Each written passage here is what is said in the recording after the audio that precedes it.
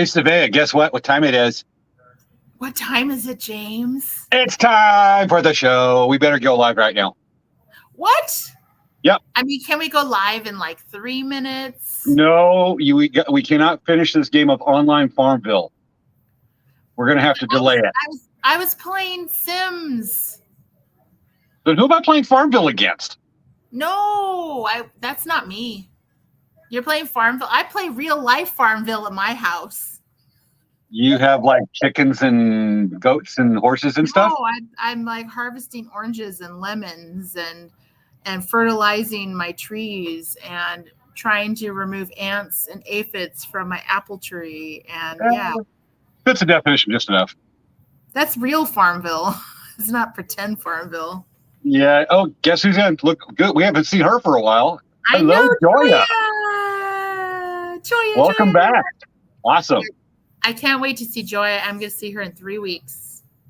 Stanford Powell, right? Stanford Powwow. Yep. See, yeah. She said it. Stanford Powwow. Yeah, and she beat Maya. Because here's Maya. She did beat Maya. Maya, you have competition. I don't know. She beat you, Maya, by 1 full minute. It was more like 5 minutes. Well, let's see. 1.25 minutes. Yeah, I know. And of course, Maya making her proclamations from El Presidente. Hello, in the Nightcraft Talk family. Yes. All right. So you're probably wondering, folks, they're starting to watch. They're jumping in. Oh, boy, howdy. And I gotta say this, Maya's thing, like and share the show. Yes. Sharing is caring. I'm doing it now myself. I'm going right now and sharing it. Got it. So what you're probably looking at is of course, it's a world map, but this is a live map, pre-recorded live map of earthquakes around the world, because tonight we're doing the science of earthquakes. You know, since last Monday, we were reminded about California, a whole lot of shaking going on. I know, right?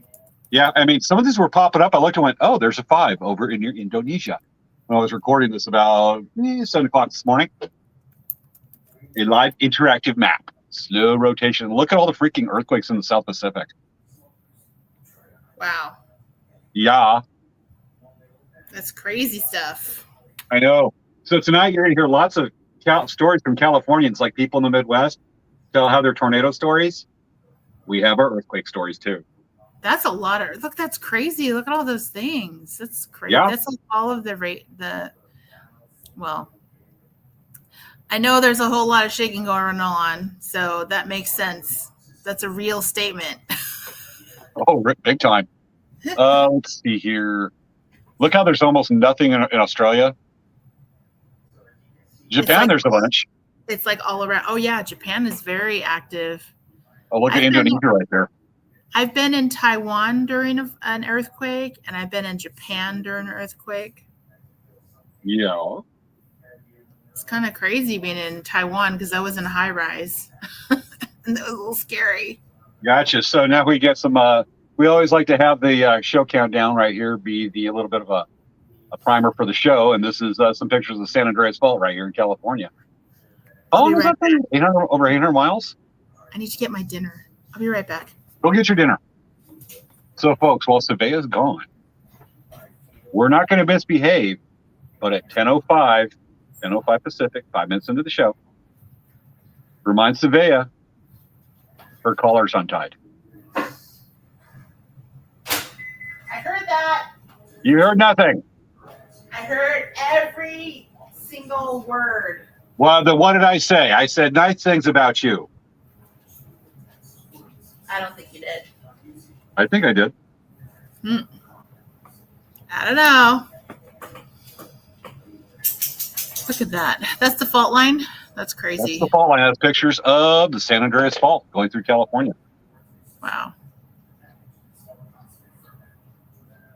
And slowly sharing. Don't you do that. That will make us unprepared for the show and slow.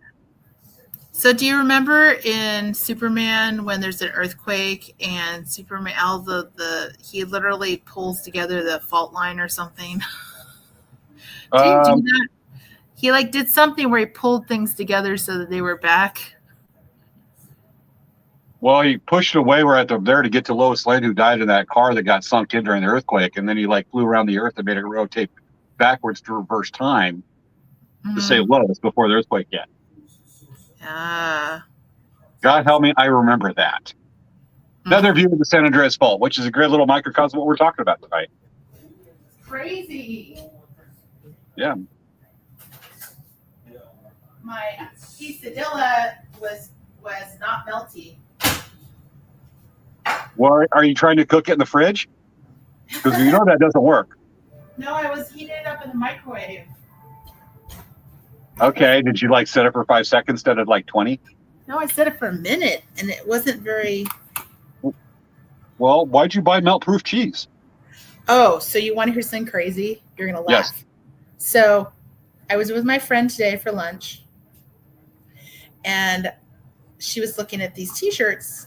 I was over in Coronado, and she says to me, "Oh, my kids! I like to send my kids. One of her kids lives in England, and she says, "Oh, I just like to send him kind of funny T-shirts. He likes that, right?" And I pointed at this one T-shirt and I said, "Oh, this is really good. This is a good one right now." And she's like, "Oh, that's kind of old. It's too old. It's not funny like maybe it used to be." And I was like, "Really? You want to hear what the T-shirt said?" Yeah. It said "Taco Cat" spells taco cat. And it had That's a cat. timeless. It had a cat with a sombrero and a serape kind of blanket jacket. You know what? I attributed that to the same kid who once told me one time, he goes, "Hey, have you ever heard of this group called the Beatles?" It's What? timeless. Taco Cat. I've got a shirt. I should go grab it at some point that has Space Taco Cat. But this is like, she said her kids will roll their eyes at her and tell her that that's so old. It's not even funny. Yeah. You're going to trust somebody that can has adult money to spend, or somebody less than 5 years out of diapers? If we let the kids decide who's cool and what's not, we would be wearing like, the yoga pants with Birkenstocks and socks over it. No. I've never been cool. I try to be. I want to be relevant. All right, we have volcanoes, because that's part of Earth tectonics and the science of earthquakes. I was actually just outside Yellowstone National Park when there was a bit of an earthquake, and then one of the geysers blew in a steam explosion. That was crazy. That was a big old pit in the ground. But we're in the caldera of a volcano, and volcanoes are involved earthquakes, and they're just really cool to look at. And I didn't want to do 10 minutes of just the Earth, that live image of earthquakes over in the air on the planet Earth. Magma. Liquid magma. Well, look what Joya says. The definitor of cool. What? So now you're always cool. No, I'm saying that Birkenstocks and socks were never really cool. Unless you're from Oregon. Oregon's cool? What? That's standard dress in Oregon and Seattle. Okay, well, they're not cool anymore. Well, you don't see me walking out of my tent with Birkenstocks and socks on in the morning. Of course, it was 35 degrees. Okay. 1 minute to countdown. Coming up, we're going to talk about earthquakes and more earthquakes and science stuff. We didn't mean for this to be a STEM episode, but we've got that and a few other things to catch up on this week. This has been an eventful week, and I got a story. You got a story. And that magma's hot. You should have been. Would you ever want to cook your quesadilla in that oven? No, but I definitely wouldn't want to dip my finger in it. No. All right. We've got a big crowd tonight. All right. Joy is here. Who else we got commenting? Folks, let us know who you are and get ready for countdown, because we're just 10 seconds away. I know. You ready for this today? Because it's complicated. I'm trying to hurry up and eat as fast as I can. Make it quick. All right. Starting at 10. 9. 8. 7. 6. 5. 4. 3, 2, 1. Woohoo! From hot to hotter, let's start the show. It's time for Late Night Crap Talk with hosts Svea and James Hermes. On this week's show, a whole lot of shaking going on. The science of earthquakes. How does the ground take its coffee? Shaken, not stirred. Yeah. It's time to start the show.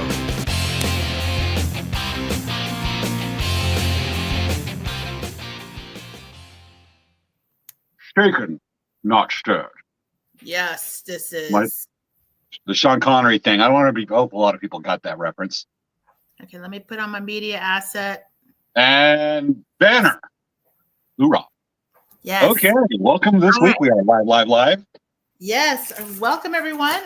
So if you haven't ever watched our show before, please do like and subscribe to our Facebook channels, Facebook page, our YouTube channels, our Twitch channels, our Instagrams, our everything. So MySpace. Anyway, guys, so please like and subscribe. We do this show every week on Friday. Mostly we do live, and we always like interactive crowd. So feel free to comment. You see it. If you see it, we're like adding comments and talking about the things that our viewers say while we do our show. So anyway, kind of exciting stuff. Hey, James, what's going on with Elk Rock Traders? Well, that was early in the show. I was not expecting you to ask that. So let me get things lined up. As it just happens to be busy week. We're getting ready for Lakeside Rodeo in 1 week. It's the biggest rodeo in San Diego County. I've been doing a couple of lives just on my own own business channels, getting ready to make some of the stuff. And for those of you watching it, I know Maya was. You saw where I was actually picking through some feathers. We just got a bunch of new feathers in. The sweetgrass turkey and the royal palm turkey, and they're freaking love the feathers. They were not quite the ones I was hoping for, but they're still dang pretty. And if you saw me picking through them and then making fan handles, this is the end product. This is some of the stuff we're getting ready for.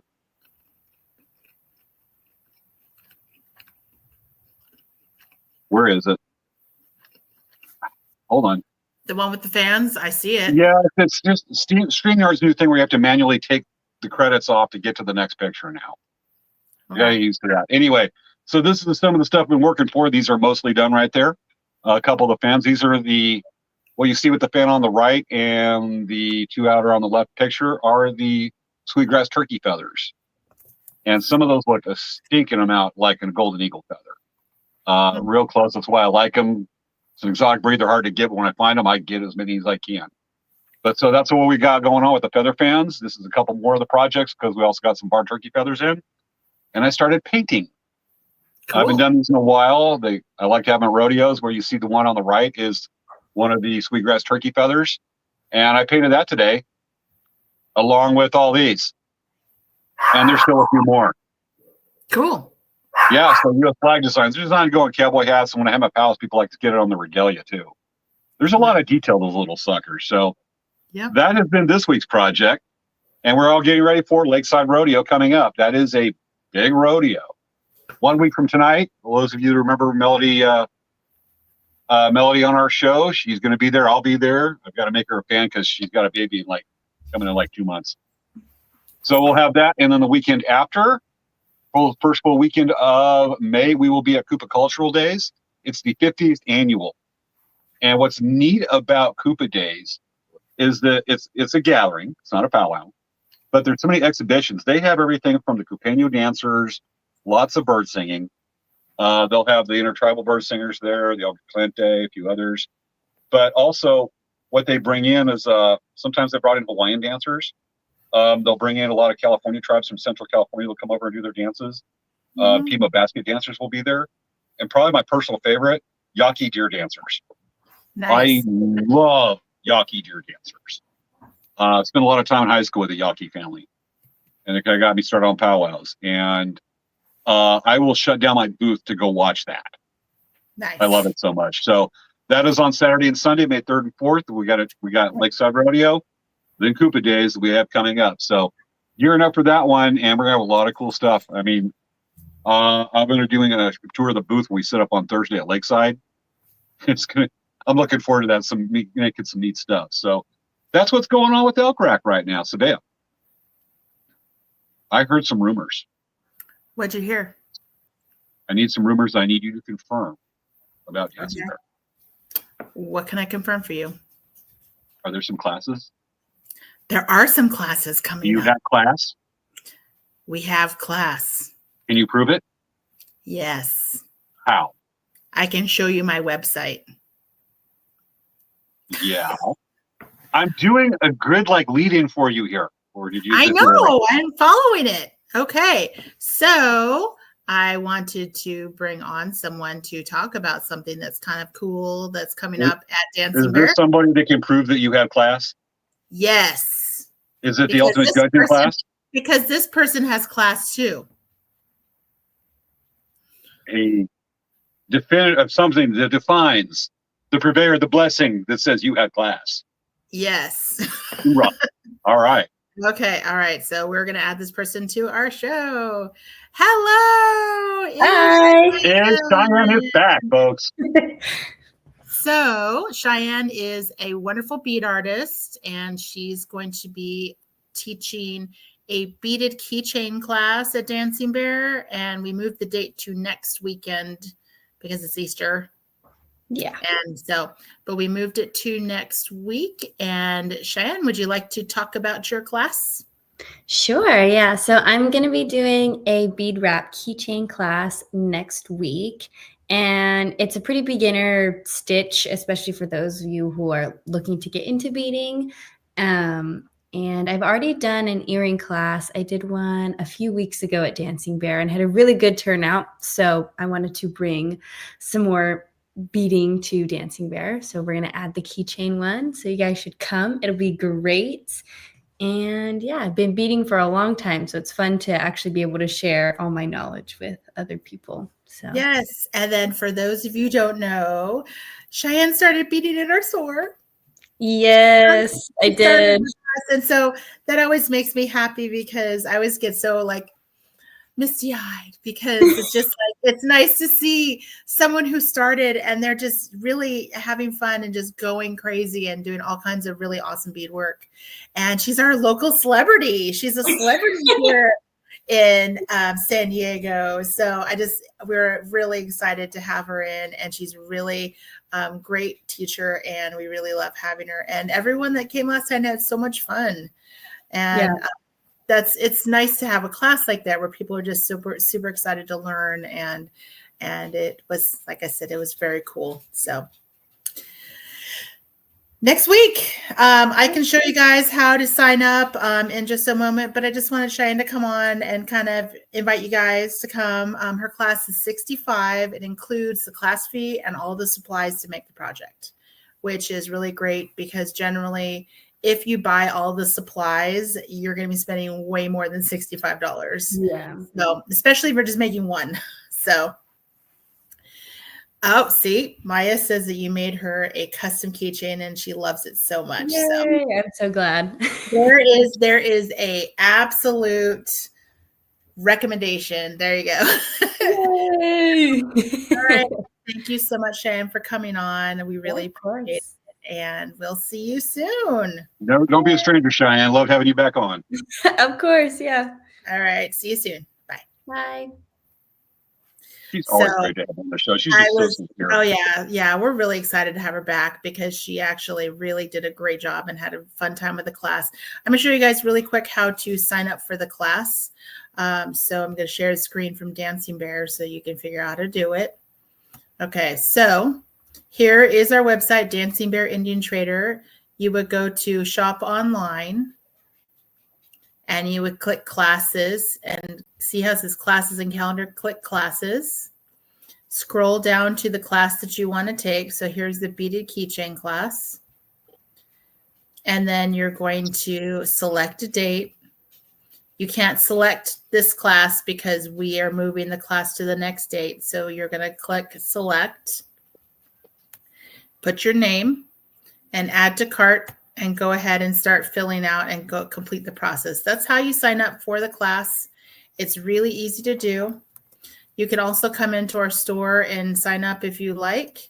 I'm going to put the link here in the chat, and I'm going to, we don't need to share this anymore. So let's see, remove, and that's weird. It's still showing something. Do you have there we go. The links are popping up in the comments. No, but I'm Twitch, saying YouTube, and Facebook. Our format is not. No, it's one of those update things we got to use to with the new thing with StreamYard. This is the third week we've been having problems, but not as many as the last 2 weeks ago. So I just put the link in, so that link can direct you directly to her class to sign up. But like I said, it's a really fun class. Everyone had such a great time when they came last time and did the earrings. And so that definitely is something that we're very excited about. Okay, so in addition to that, we have our graduation stoles in production right now. So graduation is around the corner. Don't wait too long. We have just been bombarded with graduation stole orders. At first I thought, well, maybe people aren't going to order graduation stole this year. No, we didn't get a lot at the start, and then boom, we have a ton of orders. So place your order ASAP if you want a graduation stole, because right now we're trying to get everything done for everyone for their graduation. So, and we're already around the corner. A lot of colleges graduate in May. And so, we're almost at that. And then you have June right around the corner. So if you want any graduation for May or June, get your orders in ASAP on our website. We do have it available. So just place your orders ASAP. That, and then additionally, we just got in our ribbon. We got in our 1.5 inch ribbon cards, our ribbon sets, and our ribbon spools. So that's very exciting. We're super excited about that. And those are like the major things coming up. And then Stanford is in like 3 weeks. So there it is. That's all Dancing Bear. It's a lot. Sorry, everyone. There's a lot going on, especially when we were having our meeting a couple of days ago, and you're talking about just the stalls and hoping people order early, and it's just fingers to the bone for everyone that makes the stalls over with your shop. It's just, I can identify. I've had some orders where people come in going, "Can you make this?" I'm like, "Can I make 10 obsidian knives in a week?" No. Yeah, so it's a lot. We have a lot, and so we're just trying to keep up and trying to do it. So just keep running, never hit the ground. Look how cute Princess Leia is being. She's laying on my shoulder. Does she knows how to walk, right? Yes, she does. She just doesn't prefer to. You know what's really funny? Someone else said that to me that totally doesn't watch the show or any of the comments you said. Where was it? And great minds think alike. Tawny's husband said that to me. He's like, "Does that dog walk anywhere?" Well, that's why we're like at the odd couple thing going on. I go bringing the guy perspective on that stuff a bit. Okay, so as we discussed, I'm a bit rural. Yes, she walks places. She loves to be held. So whenever she sees me sitting down, she always wants me to hold her.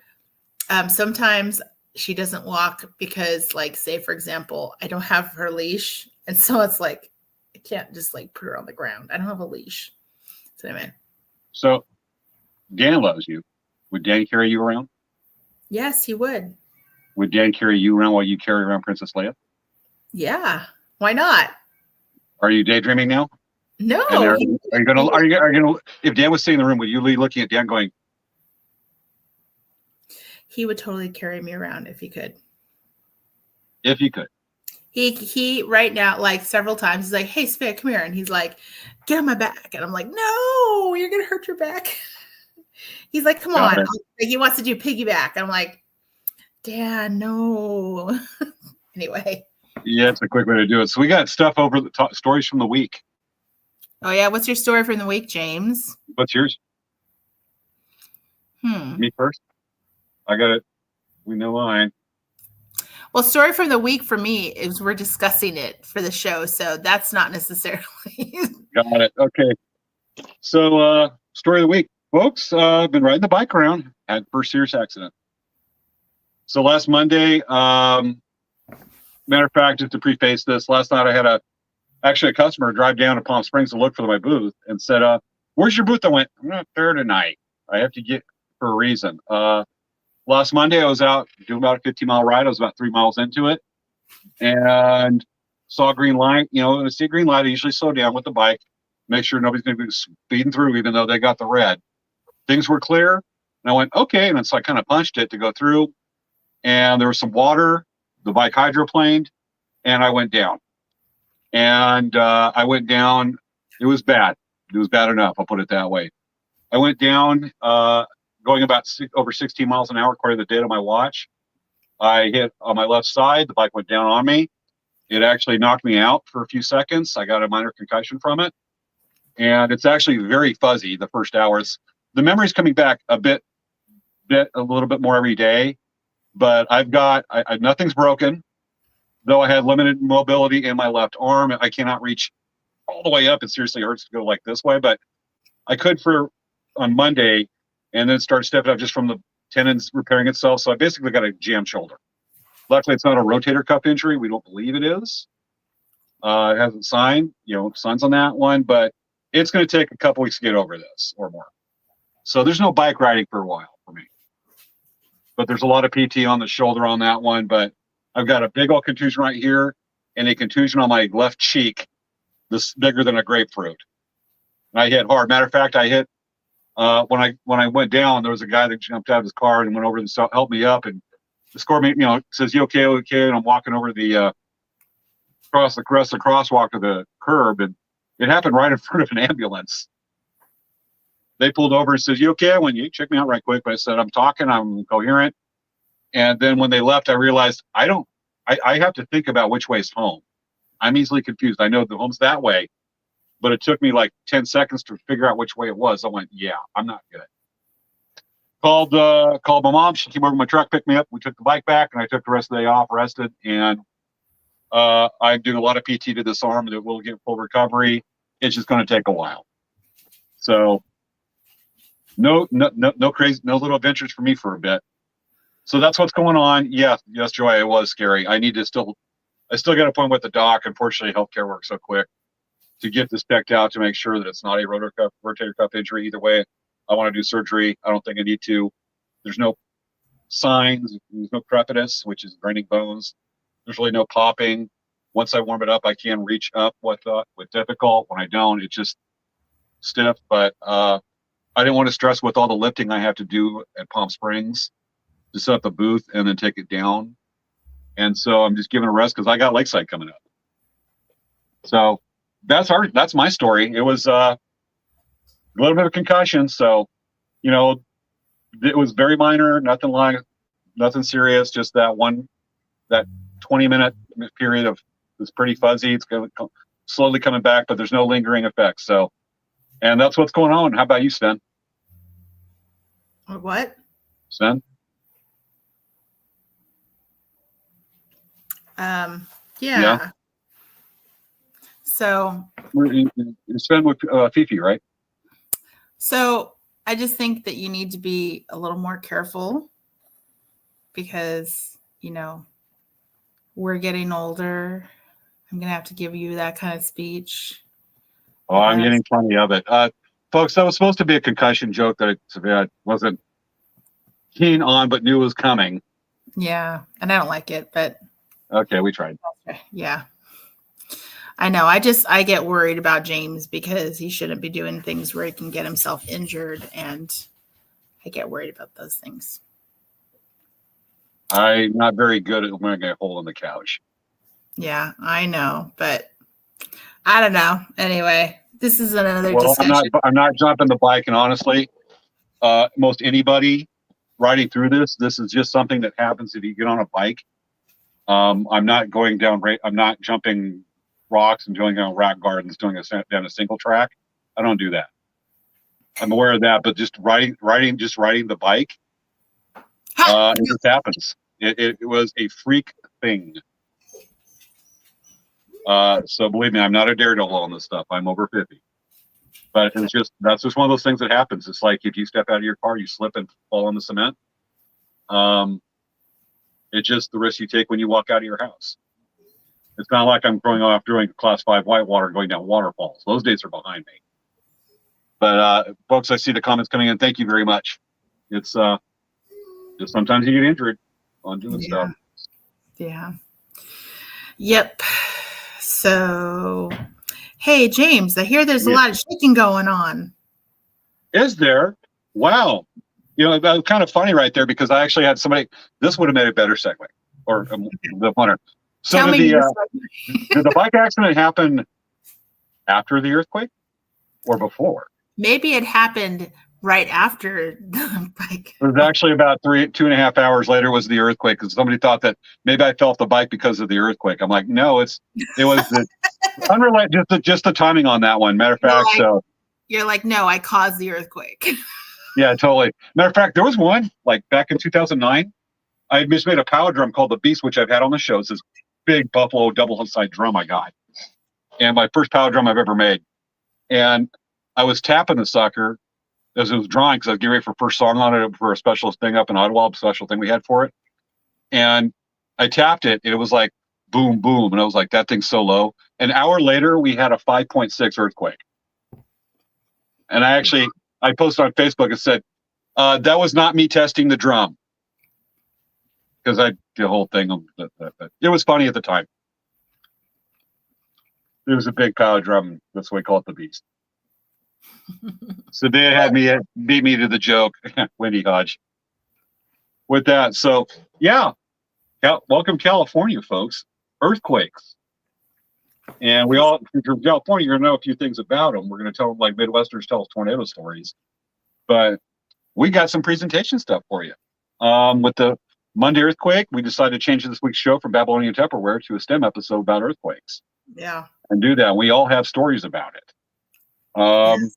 So James, what were you doing during the earthquake? Waking up from a nap from the concussion. It was very mild, but anyway, I was just waking up and my phone went off and went beep, beep, beep, beep. I'm like, what the hell is that? Hey, yellow blood, amber alert or what? And I looked at it and it said, earthquake happening. Expect shaking at any moment. Matter of fact, I took screenshots of it. I don't know if I presented it here, but I was like, expecting shaking any moment. It was like 5 seconds later. And I'm like 55 miles from the epicenter. It was over in Julian. Uh-huh. And you ain't far from it at all. Mm-hmm. And that was a good shaker, 5.2, and it lasted like what, probably 20 seconds? I feel like it was shorter. Was it? Okay. But it was, that was a good little shaker. 5.2 is pretty darn respectable. And it went, and I was just like, holy cow. I was just like, never mind the quake happened. I'm geeking out that the warning hit says expect shaking, and all of a sudden then it hits. Nobody's ever seen that before, at least around here. So I was sitting at this dining table, and I'm going to tilt up my screen so you can see. I don't know if you can see it. Hold on. Let me see. That didn't work quite like I thought it would. Let's see. Are we looking at a polar bear in a snowstorm? So see that right there? That's my chandelier. Yes. Okay. So I'm sitting here, and the chandelier is like, that's like, oh crap. Like I'm just sitting here, and this whole thing is like, all of the crystals are like shaking. I'm like, You have crystals? And then it kind of slowed down. And then it did another kind of like bump up.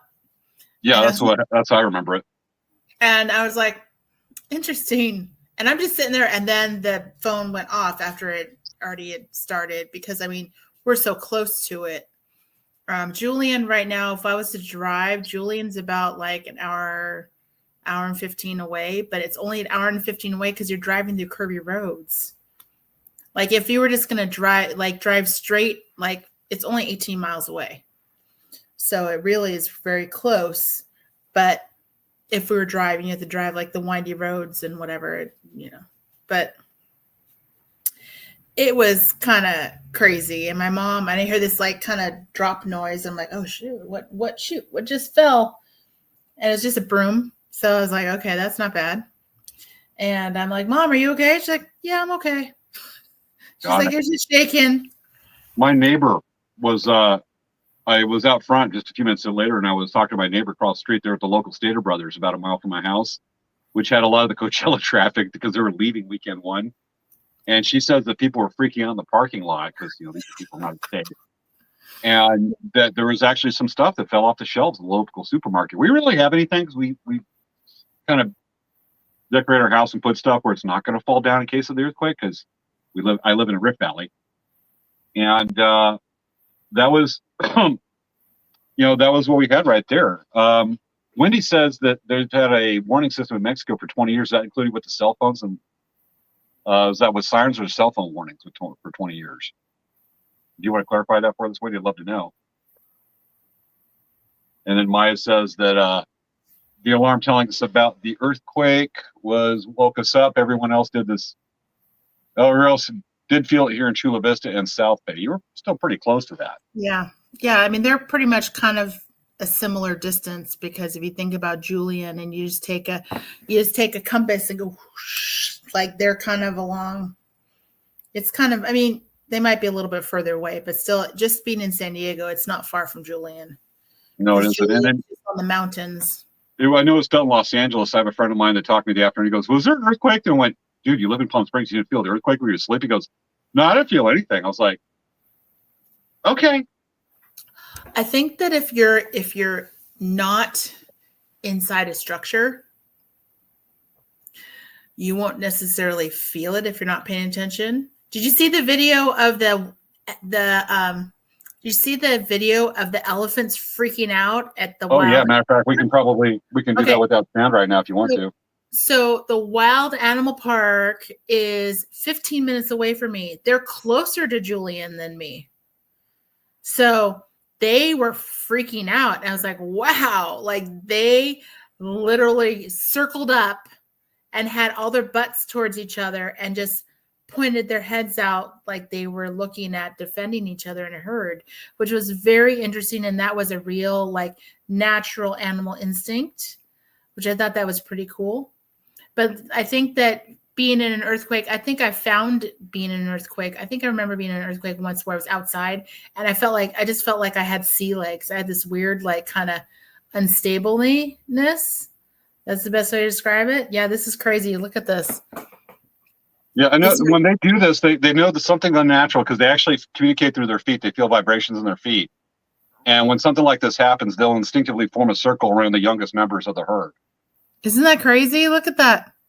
Yeah, we're looking at genetic memory here on that one, where they don't know what's going on. They know there's a danger, so they do that protection circle. And that, I think it was the 7-month-old that was in the middle. Isn't that cool? But yeah, that's at the it's called the Safari Park now. But for those people that lived in San Diego for a really long time, they know that as the Wild Animal Park. The San Diego Zoo's Wild Animal Park. It's pretty much like a huge reserve over in the mountains east of Escondido. And they have these large, vast fields where the animals can roam. So it's really kind of a nice space for the animals. Like they have a whole bunch of like rhinoceroses and like the kind of animals that are roaming animals. They can actually roam. It's pretty cool. But yeah. That was just crazy. Next are ones by TV, radio, phone apps, and public loudspeakers. Okay. There's so many jokes I want to say from that, but I actually like Mexico. Yeah. Be nice. But yeah, so Cheech and Chong. But yeah, that was really crazy. And after that earthquake, I had a whole bunch of friends call me. They're like, "Oh my God, are you okay?" And it's like I've never had so many of my friends call and ask if I'm okay after an earthquake. But I guess from out of state? So I had my friend Linda from Orange County call me, and I had Linda call me. Dan called me. He was in San Diego. He checked on to see if we were okay. And then I talked to my friend in Missouri. She was calling and asking if we were okay. She used to live in Brea, so which is in Orange County. So she was calling. She's like, "Are you okay? I saw the news." So Yeah. it was pretty crazy. Like I had a lot of friends call and be like, "Are you okay? Are you okay?" So that was kind of cool. That's cool. Very on that one. Should we get started on the science? So James, how Yeah. do earthquakes happen? Well, let's start from the beginning. As it happens to be, did you know we're floating on an island of molten lava? We're floating on an island of molten lava? Really? Over a sea of magma. We're on a floating island. Are we on a sea of floating magma? We are. Mm. Matter of fact, as soon as I get it up, there we go. Okay, folks, for some of you, this may be a review, but we got to start from the beginning because some of our folks, especially Midwest, may think they're just solid ground. Nope. We's on a big old ocean of magma, which is what you call lava before it comes out of the earth. You know what? This actually looks like an eyeball. I don't know why, but it looks like an eyeball illustration. An eyeball with a mid-oceanic ridge. So this is just a quick review. This all correlates. This all comes together. So you have the inside of the earth, the convection cell, blah, blah, blah. And what you're seeing right there is like mid-oceanic ridge. We're going to touch on that. We're going to go right there, but you've got it where you've got the continents are expanding like stuff, like say the mid-Atlantic ridge, where it's pushing the continents away. And so you can look at that. A lot of you already know this, but we're going to go ahead and go on to like right here, whereas you've got the continents and the continental plates hitting each other. You've got trench, you got the subducting plate, you got two oceanic plate, and they push against each other. And when they do that, the Earth's crust is a bit thin, and then you get like volcanoes, like the volcanic arc. Prime example of that, Mount St. Helens, the volcanoes in the Cascades. There's actually a volcano in Southern California. I'll touch on that a little bit later. It's considered an active volcano, but even its Wikipedia entry says it's rather diminutive for an active volcano. So with that, James, that kind of looks like San Diego. It does, doesn't it? So where that like smoke's cut, that's like where Julian is. Yeah, totally. Okay. So a quick review on that one. See that? Wait, go back. See that lake thing up there towards the right? That's where you are. Or that could be Crater Lake, or that's a Salton Sea over there in the distance. I'm sorry. I wanted to point that out. Well, we take picture, make it applicable. Yes. Okay. So with that, you know, the like seismic activity right there, when there is tension and the plates get rub against each other and stuck, all of a sudden there may be a quick shift in the plate and there's a quick slide action, a break or whatnot that forms the earthquake, and it goes from there. You've got the epicenter, the fault right there. You can see all this downstream block, upstream block, and then boom. And we're going to just cover this part. Matter of fact, I'm going to share a thing right quick. When you see it get the upthrust, I remember during the Big Bear Landers quake in 1992, it happened just after I graduated high school. That was, for those that don't know about that, look at Wendy. Don't step on the floor. Don't step on the floor. Don't step on the floor. The floor's lava. Anyway, we should try that game at the end of the show. I remember the Big Bear Landers quake. That was a 7.2 in Landers, California, which is not far from me. And then there was a twin quake. There was a 6.7, I believe, or 6.6 in Big Bear, California. That ain't far as the crow flies from Landers. And when the 7.2 hit and that's still the biggest quake I've ever been in. It was a monster. That it knocked out like 5 feet of water out of my swimming pool in my house. We live downtown Indio. But it in Yucca Valley, and I was up there like a week later to see it myself. But there was actually an upthrust where you have, there may be like cracks in the earth that famously happen, or you can say that there's the ground. And then here's the ground, but it does this. And it shifts. You got cracks in the earth that goes that. I saw in Yucca Valley where it went up 3 feet. I forget the name of the fault right there. Went up 3 feet. Matter of fact, the 1906 or 1908, whatever earthquake in San Francisco, the San Andreas fault shifted like 6 feet. There's pictures of fences where you got a fence right here, and the other end's like a few feet this way. Wow. And that was like an 8 point something, an 8.2 or whatever, which is exponentially bigger than a 7.2. I think for every factor on the Richter scale, it goes up like 10% or 10 times.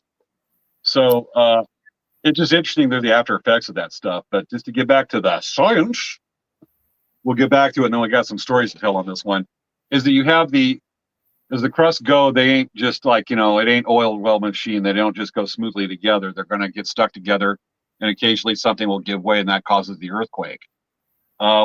What's super cool is you actually have different types of faults, and we're going to get a discussion on this part.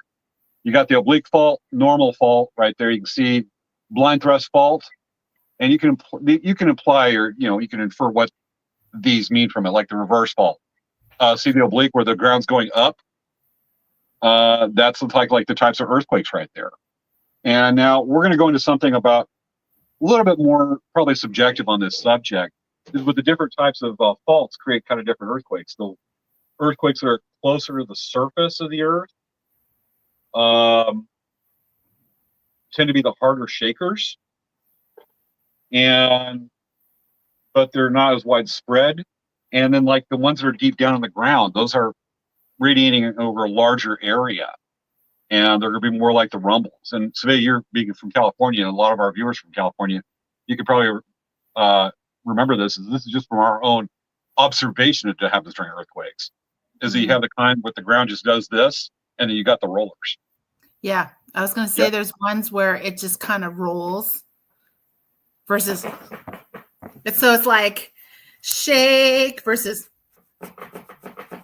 Yeah, absolutely. No, I think it's those ones that are closer to the surface that are more like that. And if you're on bedrock, you're going to have more of that action. And we're a bit cushioned right here because we have sand. I'm in a desert right there. But it's interesting. It's so weird to see the rollers. I never really saw it until I was earthquake in high school, and I looked out of the parking lot, and I just saw that going on, like ripples in water going across the parking lot like that. I was like, oh my God, that's a roller. Wow. Yeah. And you've got ones that go like this, or ones that go like this, up and down, this way. It's just so weird, just the particulars of it, how they happen. Mm-hmm. And those are one of those things that some seismologists that have not been in a lot of earthquakes will debate with you, but you're like, dude, seen it. Yeah.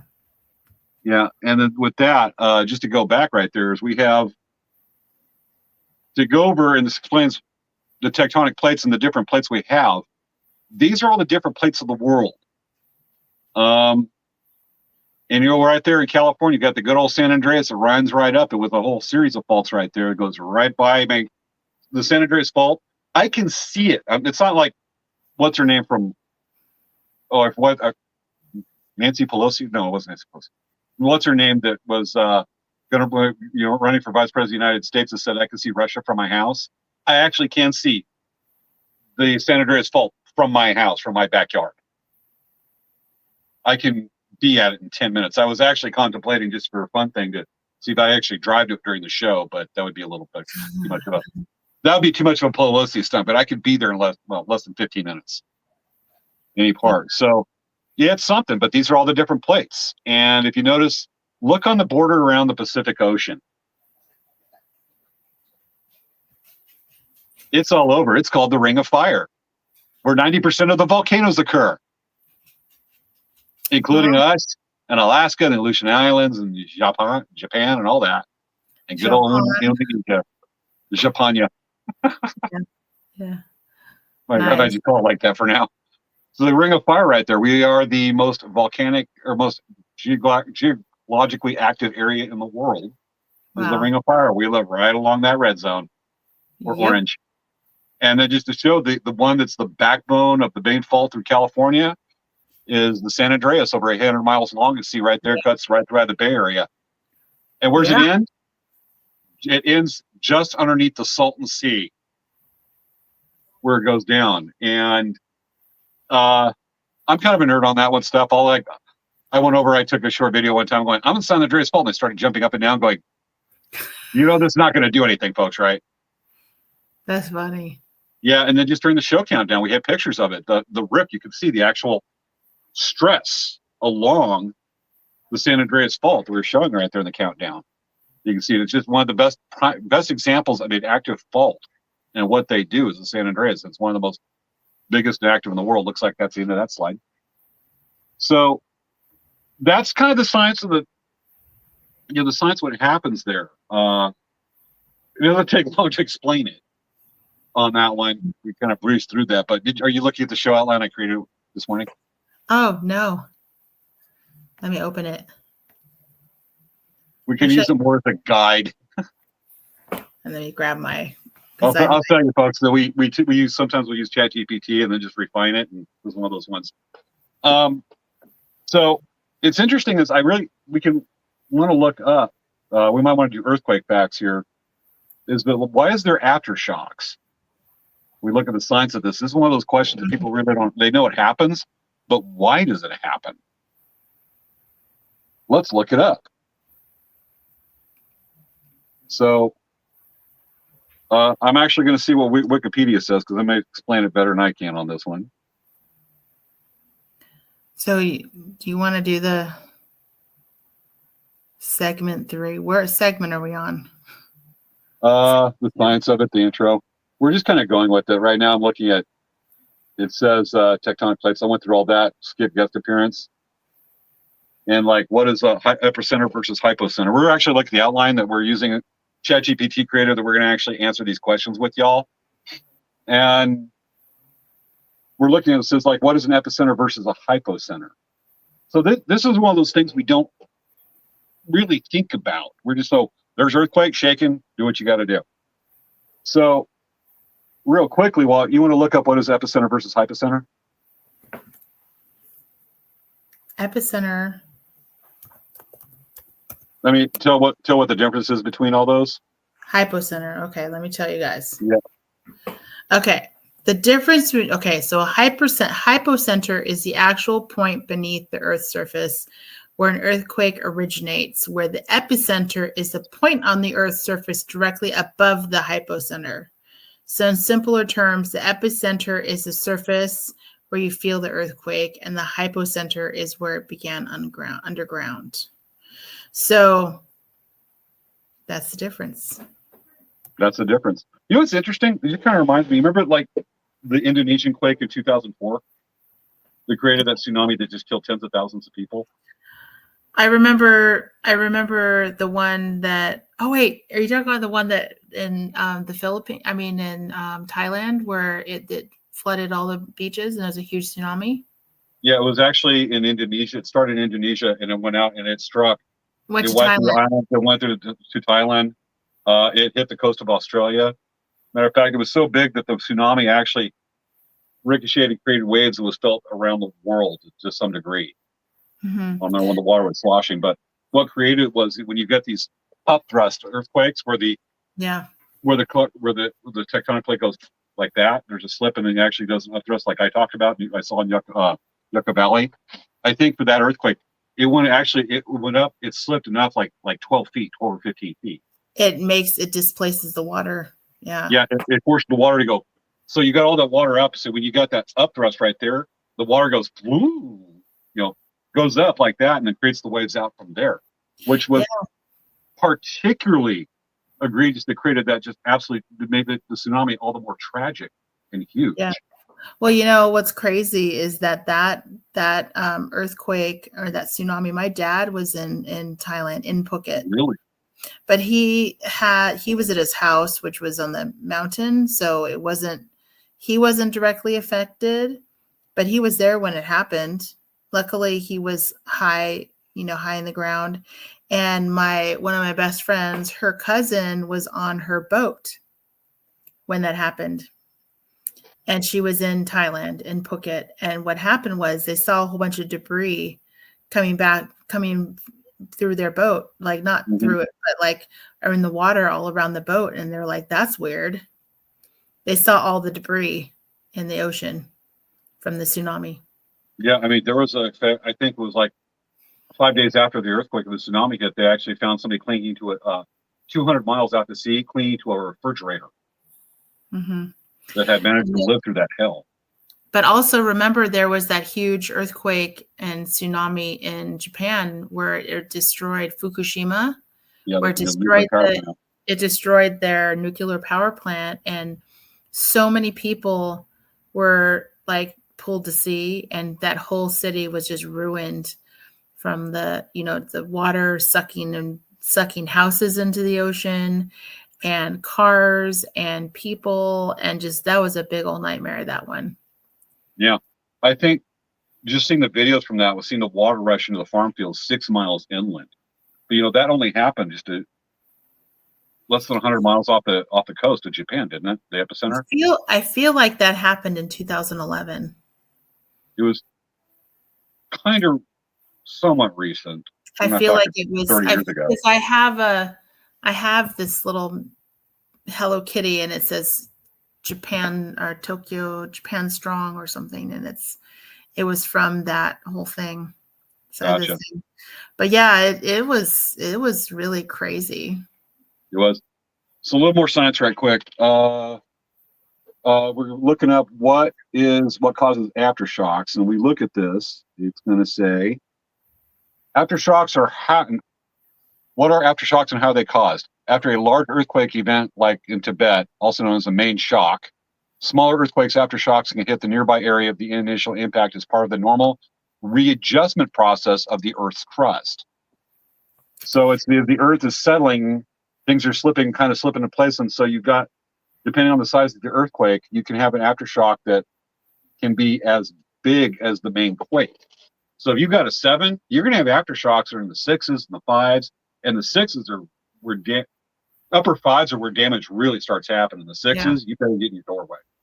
But as the Earth readjusts, so things kind of slip back into place, and as it does that creates a little more earthquake, and that's why we have aftershocks. That's actually a great definition of reason why.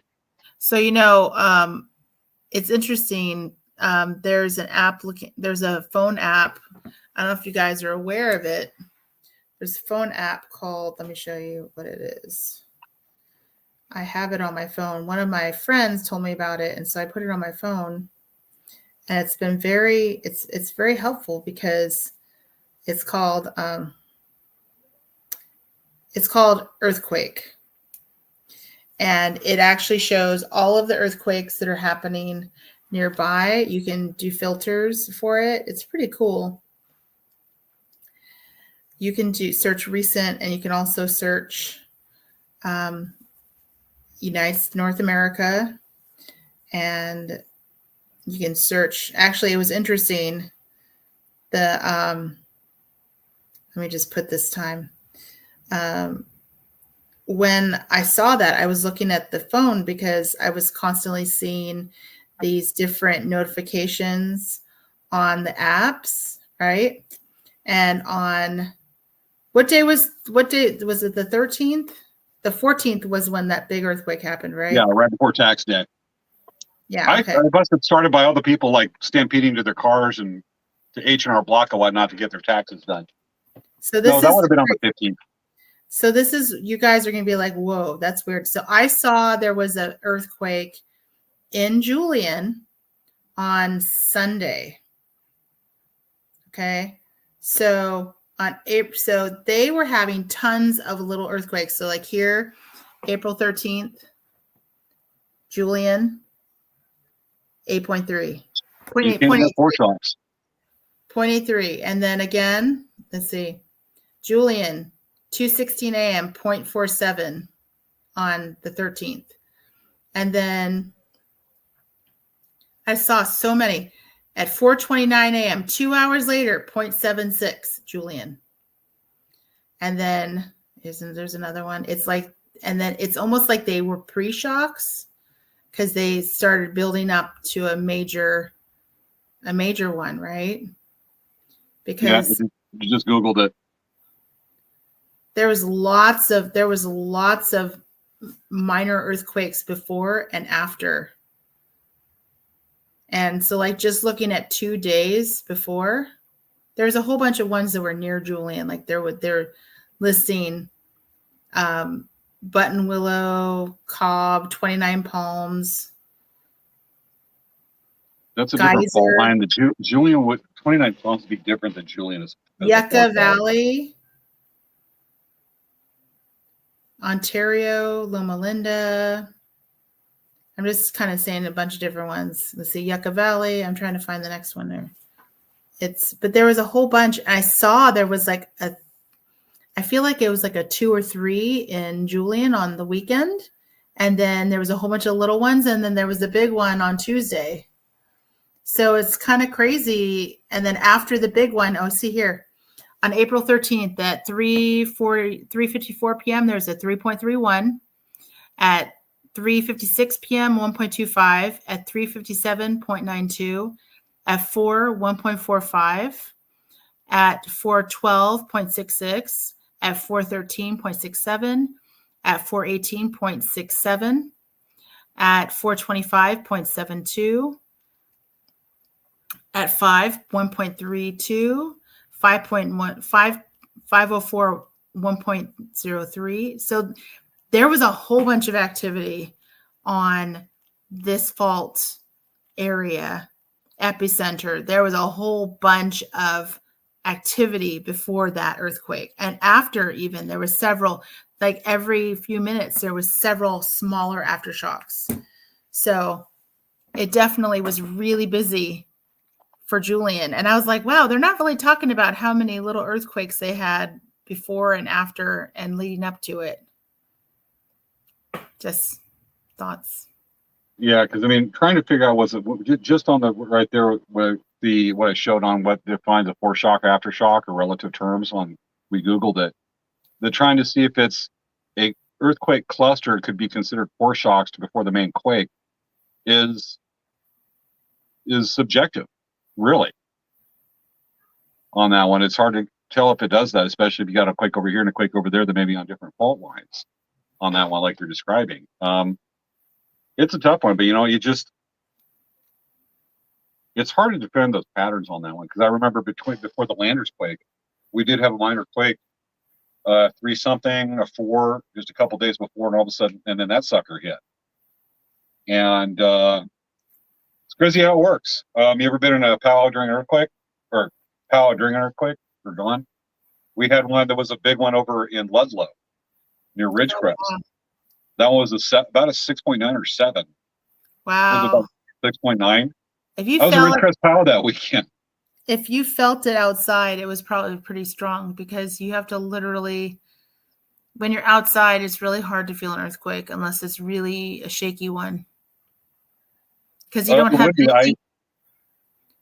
I was going to say, you don't really have anything to, when you're inside, you definitely feel an earthquake more because you're seeing your structure shake and make noises around you. But if you're outside, you don't necessarily notice it as much. I've had that happen where I'm outside and I'm like, am I falling apart or what? I remember sitting in my car once. I was getting ready to drive up to Idlewild, and I'm sitting in a red light in Palm Desert, and the car's going like this. I went, Yeah. Oh man, it's the motor mount. What the heck? And I look over and I see the stoplight going. I was like, it's an earthquake. Oh, and it's a big one. I've been in a car where it shakes a bit, and we're like, well, that was an earthquake. Yeah, kidding. I've had somewhere I'm like, I think I was out hiking one time and then went like this. I was like, God, this is slippery. Wait, no, it's an earthquake. I'm not slipping on the sand right there. And I had to really watch it because there were rock slides around me. You're like, why am I walking so stumbly? What's going on? But when you hear that low and the description's like a freight train going by, yeah, that's accurate. Low rumble and everything like that. And then we might as well just take over because we've got a few minutes left. Let's just hit some of the main stuff. Some of the fun facts on that one. Can animals predict earthquakes? Some say yes, some say no. I'm a believer in yes, they can. I don't think so. I think that they can feel it. I think they can actually hear it possibly and feel it, because dogs can hear really well, more than we can hear, and they might be hearing the shaking coming up. Maybe it's just by coincidence, but like I've seen, like probably as a kid, there was a large earthquake in northern Mexico that took out the courthouse in Imperial Valley. And I remember seeing chickens run into their coop where they see as a place of safety, and a bunch of geese at a farm field just get up and fly away. I'm like, where are they flying? It was about 2 minutes before the earthquake hit. So I can tell you is just stories, take them what they are. And then, of course, the backs up your statement totally, definitely. is I remember before the Landers quake hit, our dogs started barking and howling 30 seconds before it hit. That's what woke me up, not the earthquake itself. Was the dogs howling? Then it hit. So was it coincidence? Maybe it said that maybe they can feel because there may be electromagnetic, a release of energy and maybe electromagnetism Yeah. that the animals can sense that startles them. Is why they go over there, because birds migrate. How do they know where to go? Yeah. That they may detect that energy that sets them off, that warns them before the actual shaking starts. So it's interesting we do that. With that, I did say that there was a volcano in Southern California. Let me get that up, because I actually have a list of earthquakes. We're probably not going to get to that with a couple minutes, but I probably piqued people's interest with. It's here. It says major earthquakes: 1906 San Francisco, 2004 Indian Ocean tsunami. That was the one, and then 2011 was Tohoku, Japan. That's where Fukushima is. Yeah.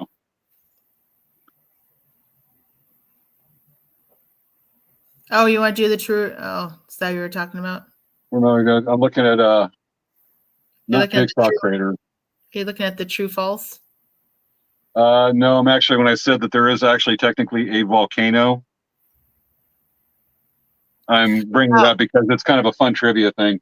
So maybe we should talk about what to do during an earthquake. You have 3 minutes left. Yeah. So typically, because I want to bring this up, I'll just tell about it because I'm looking for pictures. And I can't find a good thing to Google. It's not popping up real quick. So what do you do during an earthquake? If you've got a reinforced doorway that's reinforced in your house, modern houses built in the last 25, 30 years will often have these. To get a reinforced doorway, because it's a stronger area where you're less likely to have the walls come down on you, the roof collapse on you. You're more relatively safe there, safe as you could be. To stand in that reinforced doorway of your house to prevent that. So you want to do that during the earthquake. If you're indoors, try not to get outdoors because it's an earthquake. Things are going to fall on you. Yeah. If you try to rush outside, and if you can't get outside, get out of the structure because of the aftershocks. Yeah. Californians know that just. So it was really funny. I was looking at the first thing I thought is stop, drop, and roll. And the thing is, when we were kids, we were taught a couple things, right? We were taught stop, drop, and roll, and duck and cover, right? In our grade school, we were taught these things. And it was so funny because Richard posted stop, drop, and roll. And I'm like, holy geez, that's so funny, because the first thing I thought in my mind was stop, drop, and roll. And that's if you're on fire. So that's not good advice. It's not stop, drop, and roll. It's actually duck and cover. So, you want to, put your head down and, protect yourself, like under a dining table, under a really solid table. Because basically the thing is too, is that if you're in a space where if the roof falls in on yourself, you want to be in low areas, because basically, like, so say if you have a table and the roof falls down, there's gaps of space inside areas that actually will happen. Like when a house collapses, it doesn't just smash down into one flat pancake. Like if you have, like right now, I'm just looking, I have this table and I have my kitchen counter next to it. So if the ceiling was to drop down in one piece or in a big old chunk, there's going to be an area below. So when they're saying that you should like get low and get under things, it's because basically that structure, like a dining table, or like being in a door jamb, or being in a space where it's like kind of like that, you're going to be more protected, because if there is major structural damage where bits fall down, you're going to be a lot safer in those kind of little gaps. Absolutely. And then there's the afterword on stuff like that. I finally have information on the volcano. Should I go that? Or should we?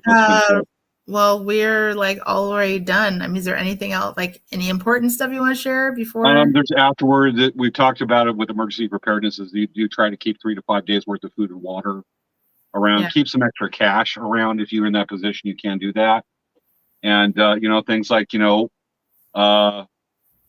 don't go back and stake refuge inside your house. Try to stay outdoors. Stay away from live power lines. Assume that broke down power lines will do that. Look, we have a troll. That's so weird. I don't know how we can delete these things. I don't know, and it's always on Twitch. Anyway, so there's those things that you do that's just generally what you do as you prepare for any natural disaster. And just remember, there's going to be more quakes on that one. Okay, I've got information about Obsidian Buttes. So yeah, California, we do have. Where is it? All right, so I'm going to do a share screen. This is totally worth it. This is one of those like bit cooler than the world's biggest ball of string things. Is that here's a map of volcanoes in Southern California: Mount Shasta, Lassen Volcanic Center, which is like a mini Yellowstone with the geysers and stuff. Long Valley. But if you look right down here on Southern California, it says Salton Buttes, also known as Obsidian Buttes to the locals in Imperial Valley. Here's a picture. It's actually a series that they're about 30, 40 feet tall. You've actually got 2 of them. You've got obsidian in the caldera. I've been in these. I live less than an hour from that. I can be there I can actually be there in like 50 minutes. And this is toward the very southern tip of the San Andreas Fault. They're considered technically an active volcano. They erupted as little as, they're figured ones erupted as little as 500 years ago. And they're not very impressive and not very dangerous. Was considered technically an active volcano. And it's erupted kind of recent. So they're really not much to worry about. But there actually are geysers in the area. Not far from there is a geyser that's the world's only moving geyser that's actually over just outside of Nyland. They've had to move the highway and train tracks a couple times and have to again because of this moving geyser, which all it is just like the seep that puts up water. It's not like Yellowstone with pool, just seeping up water. It's a big pit that's moving. Super active area, of course. That's where the government wants to, private companies wants to start mining lithium is in that area for all the seeps. Wow. Which is actually a rift valley, Southern California, Coachella Valley, all the way from Gulf of Mexico, all the way up to Palm Springs in that area. We're actually technically a rift valley. We're separating like the Great Rift Valley in Africa. Oh, the geological wonders. If I get down, next time I go down there, I'll do a thing and I'll do a little video and I'll show it on the show of Obsidian Buttes and the active volcano. It's really funny. My mom, every time this is kind of a fun thing, and then we have to really check out because so my mom is so funny. Whenever we go driving to a powwow, my mom would be like, "Oh, look, there's a cinder cone." That's a cinder cone. And I was like, okay. And every time we go driving, that's a cinder cone. Svea, that's a cinder cone. See, that's a lava flow right there. Well, you remember, I did a show and I showed pictures where we did a giant service project with the Bureau of Land Management live back in December at Amboy Crater. That's a cinder cone. See? Cinder cones. They're a thing. With lots of basalt. If you guys have never seen a cinder cone, go look it up on after the show. And when you go driving, watch for cinder cones. Anyway. And can a pine cone be a cinder cone? No. I think you're right. Yeah, I am. Okay, guys. Well, we're See 4 minutes. Is that a cinder cone? Right here? That's a cinder cone. There's a little hill right here that also may be a cinder cone. It may be. That is? Wait, you know what that is? That's a horse. 2 cheeks and hair. Okay. All right, guys. Thank you guys so much for joining us. And we're going to probably be pre-recorded for next week. Next week is the Lakeside Rodeo, right? Lakeside Rodeo and Cuba Days. So, folks, we will have a couple weeks pre-record and replays on the show. We will be back. Mother's Day weekend will actually be you're the Palace Friday night, right, Stanford? Yeah. Yeah. So I will be hosting the show with Wendy. I'm gonna probably be calling you. The show on Mother's Day weekend, and then we'll be back live for both of us Yes. for that show. But we do have some shows. It is getting busy time for us, so we will occasionally have some replays. Yes. But that's what we got going on. We do what we can, and I'm gonna miss you, Svea. Oh, we'll totally be talking. We'll be totally be talking anyway. Yeah. All right. Well,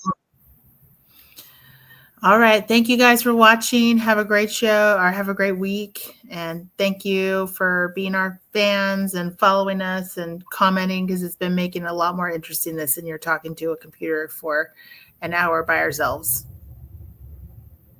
I talk to myself a lot on the computer. Well, you're a little cray-cray, so that makes sense. You got it. Okay, folks. Good night. Dance with us. Oh, Lord. Hold on. Is it playing? Do you see it? I can hear music. I hear the music. Okay, there freaking is. Start it over. I'm starting it over. Do over and dance.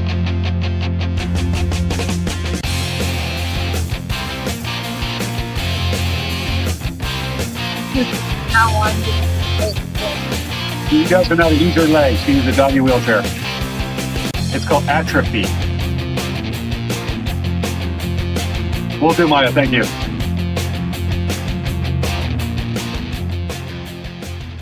Aw, ain't he cute? James, remove that thing. It's earth-shattering, shaking, Svea. No. You gotta get that checked out, girl. Good night, folks. Bye, everyone.